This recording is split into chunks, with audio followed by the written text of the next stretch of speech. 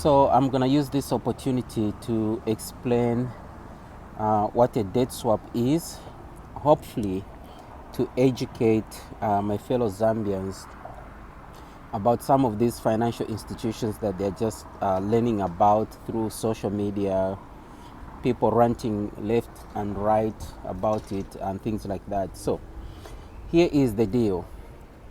All right, there are so many financial institutions that banks use, and also there are institutions that we consumers use, right? Savings account is a financial product. Money markets account is a product. Investing in mutual funds is a product. But these are more for consumers. Banks also have their own products because it involves a lot of money, all right? So I'm just going to try to explain what a debt swap is as an opportunity to expose and introduce fellow Zambians to this financial instrument, which is very important.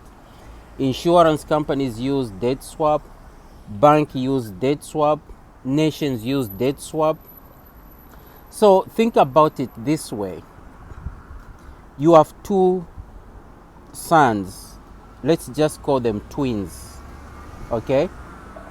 Mpundu and Kapia. Since they are all boys, you figure out, you know what? It's not likely that all of them are gonna play the same sport anyways. So what you do is one day you go out to the sports store. So you buy a pair of soccer shoes, and also you buy a pair of tennis shoes. You don't tell your sons what this is, right? You just go and do it. And then when you come home, in your mind as a parent, you figure out, you know what, it's more likely that Mpundu may be the one who's inclined towards soccer and Kapia is going to play tennis. So when you get home, you call your two sons and say, hey, by the way, I bought you guys a pair of shoes. One is for soccer or football. The other one is for tennis. Then you give your sons those shoes. Mpundu, you give him soccer shoes. Kapia, you give him tennis shoes. And you go to sleep.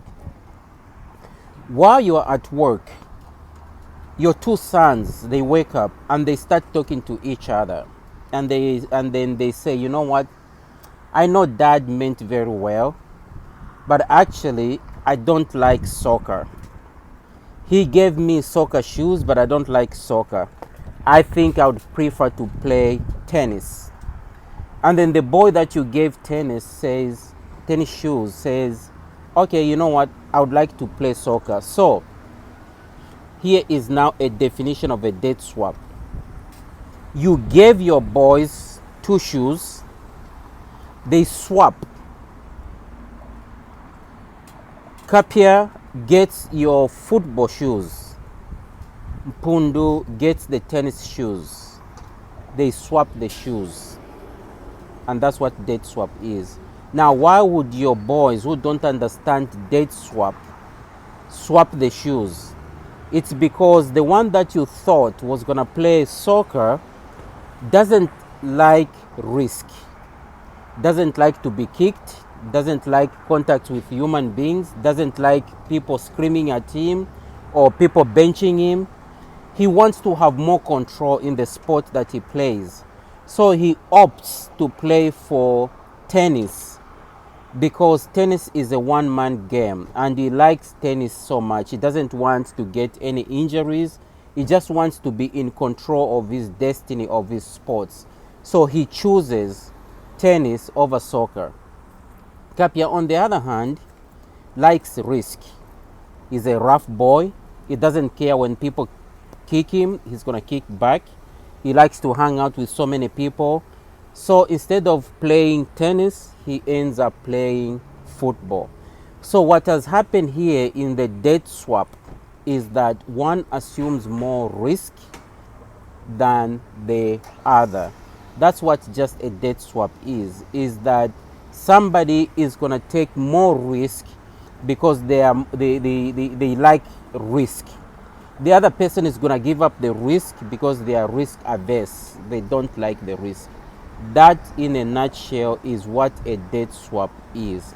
It's a financial instrument that transfers risk from one counterpart to the other because the other person likes more risk, the other person is risk averse.